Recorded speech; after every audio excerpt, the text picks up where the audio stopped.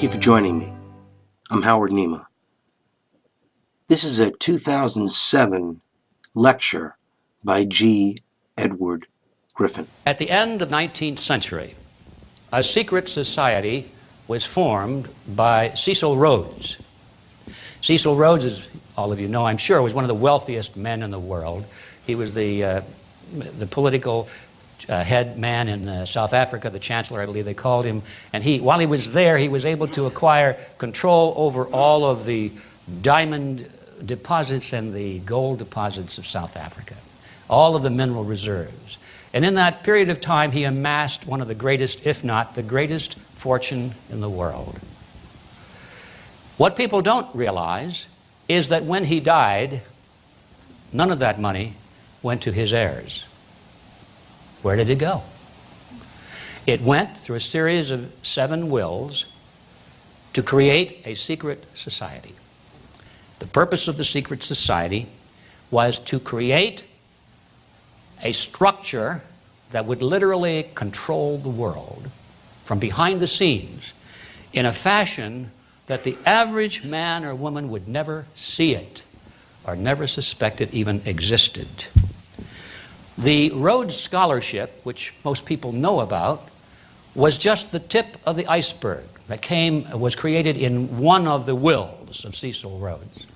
And the purpose of the Rhodes Scholarship was to provide a funnel or a recruiting mechanism to find the most appropriate, the most likely individuals, young men and women, who could be recruited into this secret society. It should come as no surprise that William Clinton was a Rhodes Scholar. Fits perfectly into this scenario. This secret organization is not just of historical interest, it exists today. And according to Quigley and other observers who are close to it, it is the most important single historical force in the world since World War I. Just think about that for a moment. Is it true? Well, we'll cover a few facts and you judge it for yourself.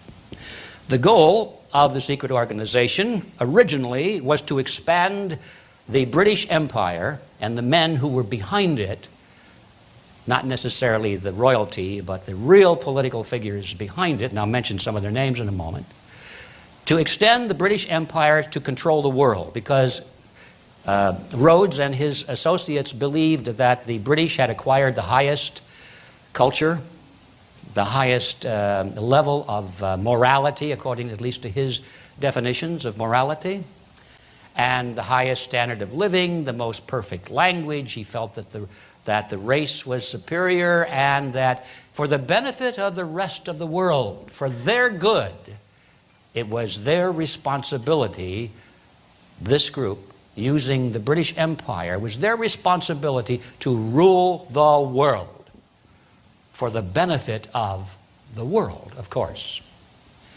It was very carefully spelled out in their writings and their goals. Now, this evolved not too long after the organization was put into motion. It changed. The goal changed. World domination didn't change. Control from behind the scenes by a very small elect group didn't change. But what did change is that the focal point for this was no longer the British or the England, but it was to be a new world order, international in scope, and to be housed through an international organization of some kind. Initially, they had hoped that it would be the League of Nations, and all of their members worked very hard to create the League of Nations for that purpose. And when that failed, then they set their sights on the United Nations, which finally was put into action and now is on a fast track to becoming the very structure which they had projected as their goal. And now, of course, the center of all of this, instead of being in England, is focused primarily in New York. Now, the method by which this secret organization was to accomplish this incredible goal was not to be visible and not to go forth and influence the people directly, People weren't even supposed to suspect that such a thing was going on. The people were not even supposed to know the names, primarily, of the big players. They weren't to be in the news at all. The way this was to be done was indirectly, through the power centers of society, as they're called. The strategists behind this are brilliant, and they realized that human beings have a herd instinct. We clump together, most of us. A few hermits get off in the wilderness and do okay, but most of us get nervous out in the wilderness, and we congregate into villages and cities, and beyond that, we come together in organizations like this. We have leaders. We join labor unions. We affiliate with political parties. We come together in church organizations, and we send our kids to schools that are organized, and we have Girl Scouts and Boy Scouts. And the way we operate is that we work through groups and organizations, and we follow leaders. They had this all figured out. They said, therefore, the way for us to lead the masses is not directly one-on-one, but what we must do is control the leadership of the organizations to which people belong. We don't need that many people to do that. So with just 1% or 0.1% of the population, we can control the entire population by controlling the power centers of society. That was their strategy from the beginning, and it is their strategy today. And I might add, it is an extremely effective strategy. The structure of this secret organization was outwardly modeled after the Jesuit order. Yes, incredible, isn't it? But Rhodes was an admirer of the organizational genius in his mind of the Society of Jesus, the Jesuit order, and he said we should use that as our model. He didn't take it straight across, but he took many elements from it. And at the deeper level, though, it is interesting, I think, and very instructive to note, that he borrowed the structure of classic conspiracy control directly from Adam Weishaupt. Now, those of you who have studied this thing, you recognize that name. Adam Weishaupt was the founder of the Illuminati. And we all know a little bit about the Illuminati because it was disbanded in Bavaria shortly after it was formed. And their secret records and notebooks and so forth were seized and placed into the public record. So you can go to a library today and read verbatim the organizational structure of the original Illuminati.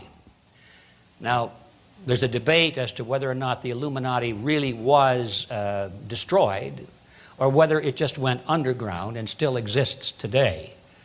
I think that debate is interesting, and I have my own opinions about it, but they're just opinions. In the final analysis, it's not too important because we know that there are shoots coming up from the ground with identical structures all over the place. Now, whether those shoots are coming up from seeds or roots, I don't think makes too much difference. The fact is that we have had many organizational imitations of the Illuminati, and this secret one that we're talking about here, created by Cecil Rhodes, is a perfect example. Now, what is that structure I'm talking about? It's what they call rings within rings within rings. That's the way they usually refer to it. And what that means is this. Weishaupt said that in the center of his Illuminati organization, there would be a controlling group of maybe 3 or 4 people, just a small number. These, in turn, would create a membership ring around them of a larger number, of perhaps 20 or 30 or something like that. And the members of that ring would not be aware that they were being dominated and controlled by the inner circle. Now that outer ring then, in turn, thinking that they were the whole enchilada, would then create a larger ring around it, comprising of hundreds or perhaps thousands of people. And those people would not suspect that they were being dominated and directed by an inner ring. And then finally, that last ring would create still another one that would reach out to mass organizations, reach out to the masses.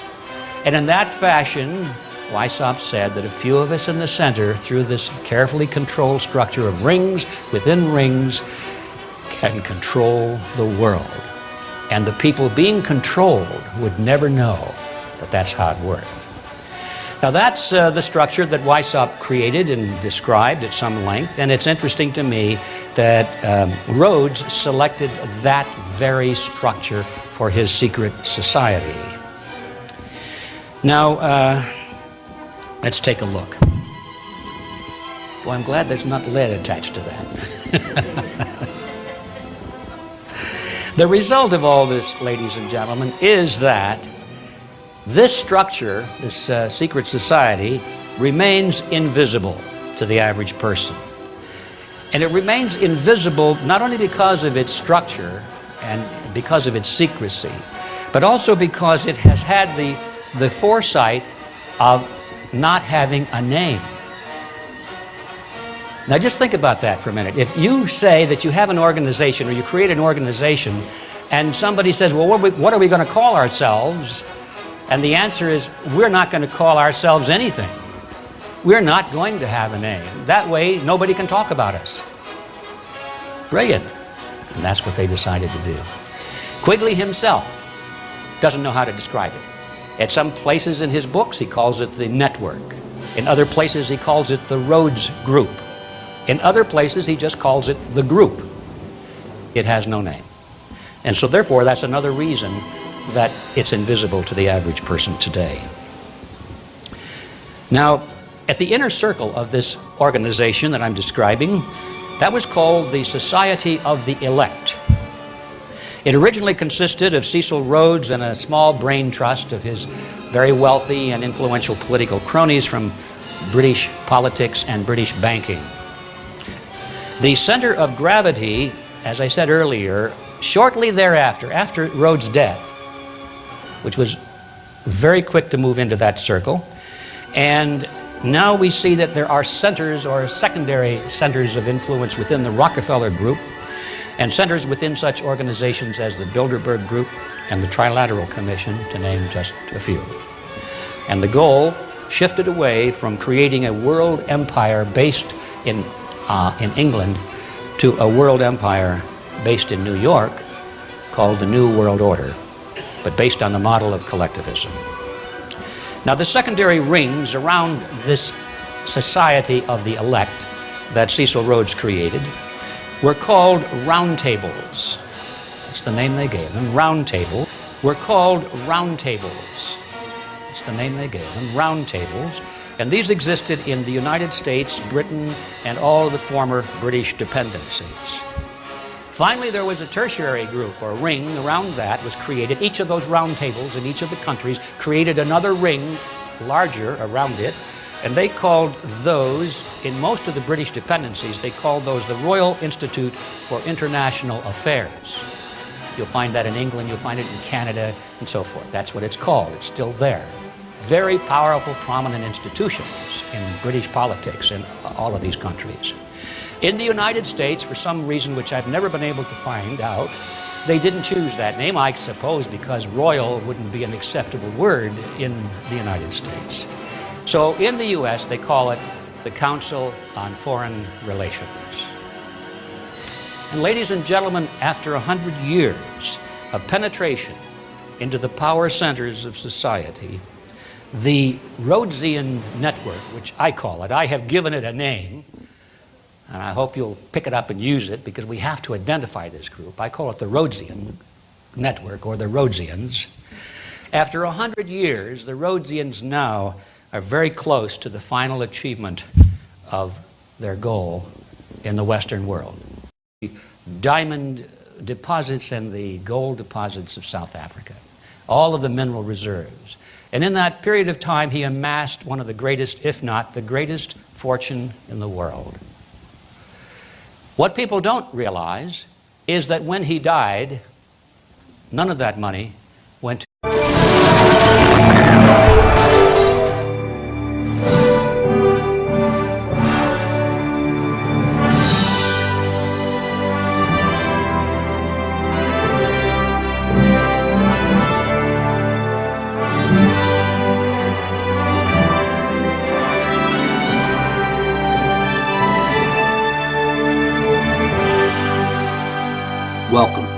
Thank you for joining me. I'm Howard Nema. This is a 2007 lecture by G.Edward Griffin. At the end of the 19th century, to his heirs, where did it go? It went through a series of 7 wills to create a secret society. The purpose of the secret society was to create a structure that would literally, a secret society was formed by Cecil Rhodes. Cecil Rhodes, as all of you know, I'm sure, was one of the wealthiest men in the world. He was the political head man in South Africa, the chancellor, I believe they called him. And while he was there, he was able to acquire control over all of the